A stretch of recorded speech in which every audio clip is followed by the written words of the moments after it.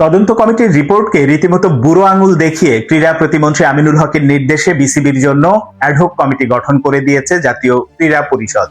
আমি কেন বুড়ো আঙুল দেখানোর কথা বলছি এবং এই অ্যাডহক কমিটি গঠন নিয়ে কি কি অসঙ্গতি আছে সেগুলো একটু তুলে ধরার চেষ্টা করব, আশা করি শুনবেন। প্রথমেই আসি অ্যাডহক কমিটি প্রসঙ্গে।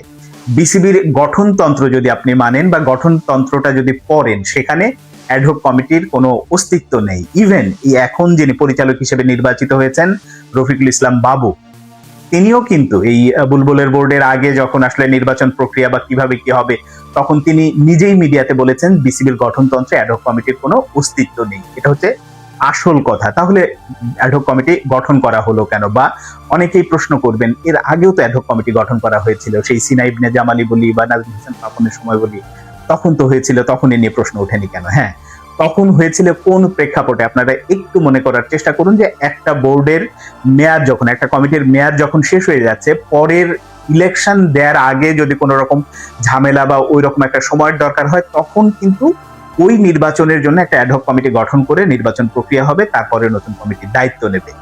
এইটা এবার হয়নি। এই কমিটি আমিনুল ইসলাম বুলবুলের যে কমিটি ছিল, তাদের মেয়াদ ওইভাবে শেষ হয়নি। আপনি নির্বাচন নিয়ে অনিয়ম, অস্বচ্ছ, কারচুপি হয়েছে, অনেক রকম প্রশ্ন তুলতে পারেন, কিন্তু প্রক্রিয়াটা কি হবে তাদের সরানোর, সেই সরানোর প্রক্রিয়াটা এটা অ্যাডহক কমিটির মাধ্যমে না। আপনাদের নিশ্চয়ই মনে আছে যখন নাজমুল হাসান পাপনরা পালিয়ে গেলেন, তারপরে যখন বোর্ডে ফারুক আহমেদ দায়িত্ব নিলেন, সেটা কি হয়েছিল? সেখানে কি অ্যাডহক কমিটি হয়েছিল? হয়নি।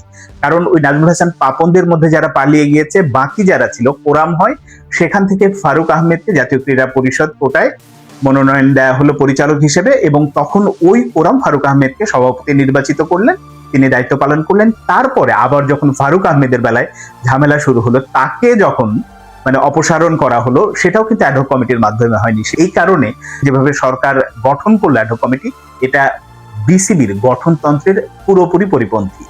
আর আমি শুরুতেই যেটা বললাম যে তদন্ত কমিটির রিপোর্টকে বুড়ো আঙুল দেখানো হয়েছে, এখানে খুব স্পষ্ট করে আপনাদের নিশ্চয় মনে আছে তদন্ত কমিটির প্রধান যেদিন তদন্ত রিপোর্ট জমা দিলেন, মিডিয়ার সাথে কথা বললেন, উনি কি বলেছিলেন? আপনাদের কথাগুলো নিশ্চয়ই এখনো কানে বাজে।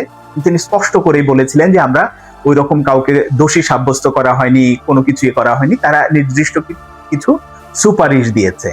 তো ওই যে ওই কথা বললো, সেই ব্যাপারটা আমিনুল হকের জাতীয় ক্রীড়া পরিষদ বা ক্রীড়া মন্ত্রণালয় বা এই বিএনপিপন্থী সংগঠক যারা এই বোর্ডে আসার জন্য চেষ্টা করছিলেন, অবশেষে আসলে তাদের আসলে ওই ব্যাপারটা অতটা ভালো লাগেনি এবং তড়িঘড়ি করে সিদ্ধান্ত নেওয়া হয়েছে। এবং এখানে যে মূল অসঙ্গতিটা দেখেন, মিডিয়াতে আপনারা যেটা দেখছেন যে এই মিডিয়াতে যে 11 পৃষ্ঠার একটা তদন্ত রিপোর্টের সার সংক্ষেপ পাঠানো হয়েছে। আমি যতটুকু জানি যে মূল তদন্ত রিপোর্টটা 1000 পৃষ্ঠার উপরে ছিল, আর যেটা সার সংক্ষেপ তদন্ত রিপোর্ট সেটাও ছিল 25 থেকে 30 পৃষ্ঠার, কিন্তু মিডিয়াতে পাঠানো হয়েছে 11 পৃষ্ঠার। আমি ধরে নিলাম যে আরো সংক্ষেপ করেছে, কিন্তু সেখানে কি কারো কোনো স্বাক্ষর আছে? নাই। এবং এখানেই হচ্ছে বড় প্রশ্ন। আপনাদের 2003 সালে বিসিবির একটা তদন্ত কমিটি গঠন হয়েছিল, যে রিপোর্টটা, ওই রিপোর্টের সার সংক্ষেপ কিন্তু মিডিয়াকে দেয়া হয়েছিল। আমি একেবারে দায়িত্ব নিয়েই চ্যালেঞ্জ দিচ্ছি, যদি আমিনুল হক বা জাতীয় ক্রীড়া পরিষদের সৎ সাহসটা থাকে, তাহলে আপনারা এই তদন্ত রিপোর্টের যে সার সংক্ষেপ, স্বাক্ষরিত সার সংক্ষেপ আছে, সেটা জনসম্মুখে বা মিডিয়াতে প্রকাশ করুন। তাহলে বোঝা যাবে যে ওই তদন্ত রিপোর্টে কি ছিল। ওই তদন্ত রিপোর্টের সারাংশের যে একেবারে জিস্ট অংশটুকু, সুপারিশের যে ব্যাপারটা ছিল, সেটা নিশ্চয়ই 11 পৃষ্ঠার যে সার সংক্ষেপ দিয়েছে, সেখানে কিন্তু শেষ 2 পৃষ্ঠাতে এরকম কিছু ব্যাপার উল্লেখ করা আছে। সেখানে স্পষ্ট করে উল্লেখ করা আছে যে সভাপতির যে অসীম ক্ষমতা, সেটা রোধ করার জন্য এক ধরনের সংস্কার প্রয়োজন, নির্বাচন কমিশন কিভাবে সংস্কার করতে হবে সে বিষয়ক এক ধরনের সুপারিশ দেওয়া হয়েছে।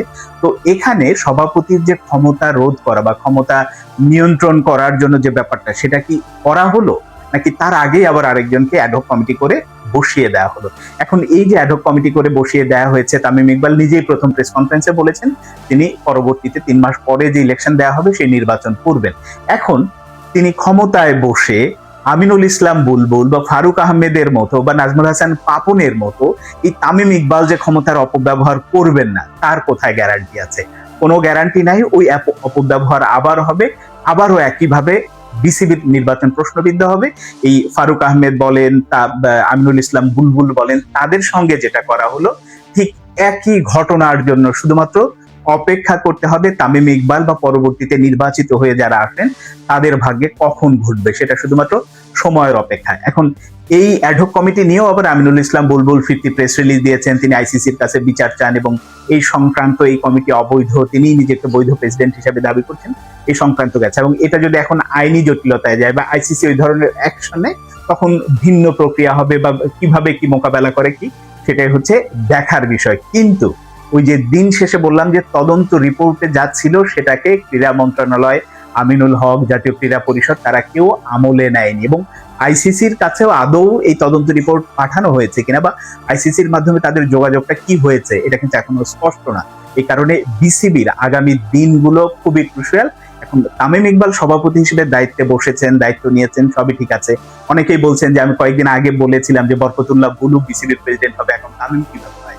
তাদের উদ্দেশ্যে বলি ভাই, এটা তামিম ইকবাল হয়েছেন হচ্ছে অনেকটা ইন্টারিম গভর্নমেন্ট, যেটা ডক্টর ইউনূসরা ছিলেন সেই একই রকম। তারা একটা নির্বাচন করবেন, নির্বাচন করে কিন্তু তামিম ইকবাল নিজেও নির্বাচনে অংশ নেবেন। এখন ওই প্রক্রিয়াটা সেটা কিন্তু আর এক নাটক অপেক্ষা করছে। একটু অপেক্ষা করেন, আগামী মানে 1-1.5 মাসের মধ্যে বিষয়টা আরো বেশি ক্লিয়ার হয়ে যাবে। কারণ তামিম ইকবালকে হয়তো সন্তুষ্ট করার জন্যই এখন সভাপতি দেয়া হয়েছে, নাকি বিএনপি পন্থী যারা সংগঠক আছেন, বিএনপির বড় বড় রাজনীতিবিদ মির্জা ফখরুল ইসলাম থেকে শুরু করে অন্যান্যরা যারা এই ব্যাকগ্রাউন্ডে কাজ করছেন, তারা তামিম ইকবালকে সত্যিকার অর্থেই পরবর্তী প্রেসিডেন্ট হিসেবে চান, নাকি বরকতুল্লাহ বুলু যিনি মোহামেডানের সভাপতি তাকে আবার বসাবেন?